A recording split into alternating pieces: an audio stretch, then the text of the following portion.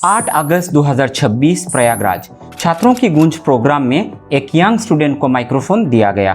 वो बोलना चाहता था लेकिन नर्वसनेस की वजह से उसकी आवाज़ अटक रही थी।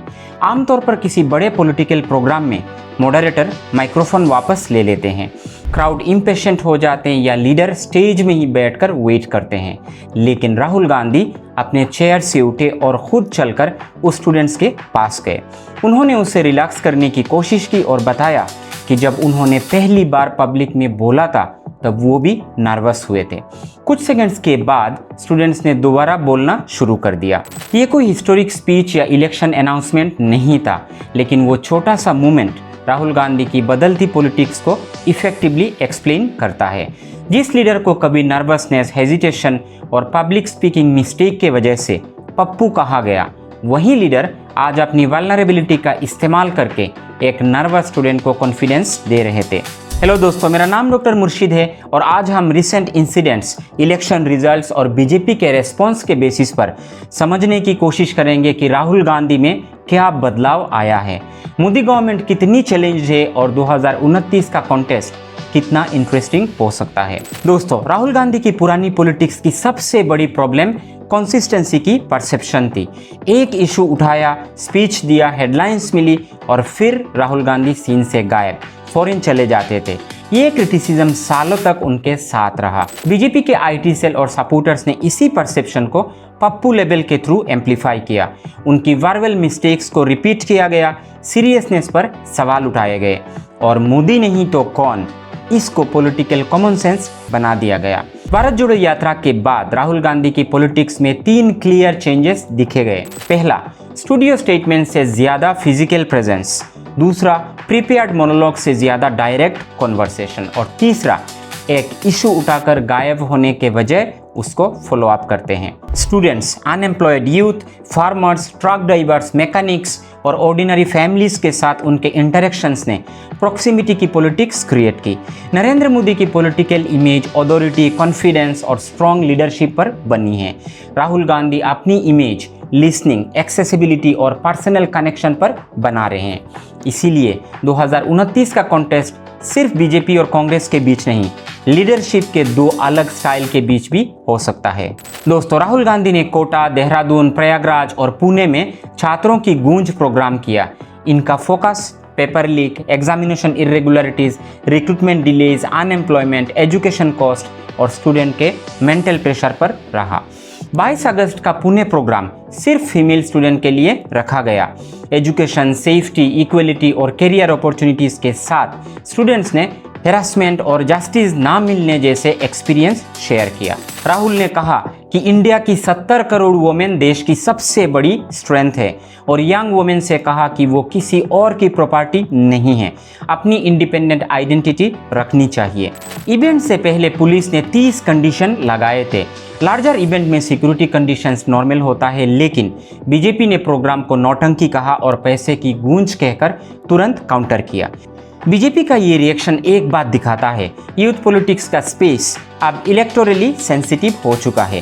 जुलाई के youth led paper leak movement ने स्टूडेंट को रैली की ऑडियंस से इंडिपेंडेंट पॉलिटिकल प्रेशर ग्रुप में बदल दिया है। राहुल गांधी उस एंगर को हाईजैक नहीं कर सकते, क्योंकि मूवमेंट का ओरिजिनल क्रेडिट स्टूडेंट और ग्राउंड ऑर्गेनाइजर्स को ही मिलना चाहिए, लेकिन वो उस आवाज को पार्लियामेंट, ऑपोजिशन पॉलिटिक्स और नेशनल मीडिया के साथ कनेक्ट जरूर कर रहे हैं।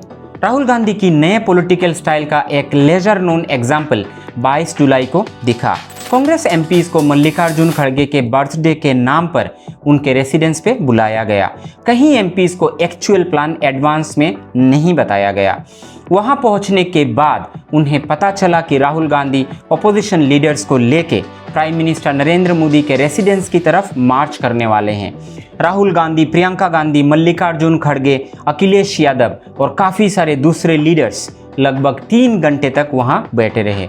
सरकार ने minister of state Jitendra Singh को बात करने के लिए भेजा और बाद में लीडर्स को डिटेन किया गया। गवर्नमेंट का वर्शन था कि पार्लियामेंट में डिस्कशन ऑफर किया गया था और अपोजिशन पॉलिटिकल स्पेक्टेकल क्रिएट करना चाह रहे हैं। कांग्रेस का आर्गुमेंट था कि डिस्कशन के साथ मिनिस्ट्रियल और पुलिस अकाउंटेबिलिटी बहुत ज़रूरी है। 4 दिन बाद धर्मेंद्र प्रधान ने रेजिग्नेशन कर दिया। रेजिग्नेशन का पूरा क्रेडिट राहुल गांधी को देना गलत होगा। प्रेशर का असली सोर्स यूथ लेड मूवमेंट था। राहुल का रूल उस पॉलिटिकल एंगर को अपोजिशन की इंस्टीट्यूशनल पावर से कनेक्ट करना था। लीडर ऑफ अपोजिशन अब सिर्फ प्रेडिक्टेबल प्रेशर कॉन्फ्रेंस तक लिमिटेड नहीं थे, वो बिना एडवांस नोटिस पावर के सबसे बड़े प्रोटेक्टेड पॉलिटिकल एड्रेस के बाहर बैठ भी गए थे। 19 साल के साहिल लुचाब ने एलिगेशन लगाया कि 20 जुलाई को प्रोटेस्ट के दौरान उन पर पैलेट फायर किए गए। 20 अगस्त को सुप्रीम कोर्ट ने यूथ प्रोटेस्ट से जुड़े वायलेंस और पुलिस ब्रूटलिटी एलिगेशंस की जांच के लिए स्पेशल पैनल बनाया। 21 अगस्त को राहुल गांधी साहिल को लेकर पार्लियामेंट स्ट्रीट पुलिस स्टेशन सामने पहुंच गए और एफआईआर की डिमांड पर लगभग 6 घंटे बैठ गए। बीजेपी ने इसे अटेंशन सीकिंग और पॉलिटिक्स ऑफ एनार्की कहा, लेकिन उसी दिन अनआइडेंटिफाइड पर्सन के खिलाफ एफआईआर रजिस्टर हुआ। इसका पॉलिटिकल क्वेश्चन सिंपल है दोस्तों, अगर लीडर ऑफ ऑपोजिशन एक इंजर्ड सिटीजन की एफआईआर के लिए 6 घंटे तक पुलिस स्टेशन के बाहर बैठते हैं तो ऑर्डिनरी सिटीजन की पोजीशन क्या होगा? और अगर एफआईआर लीगली जस्टिफाइड था तो पहले रजिस्टर क्यों नहीं किया गया? Rahul Gandhi complicated institutional failure को एक रिलेटेबल पब्लिक क्वेश्चन में कन्वर्ट कर देते हैं। इसी वजह से उनकी पॉलिटिक्स हेडलाइन बन रही है। दोस्तों, झारखंड में रिक्रूटमेंट एग्जामिनेशन को लेकर स्टूडेंट्स प्रोटेस्ट कर रहे थे।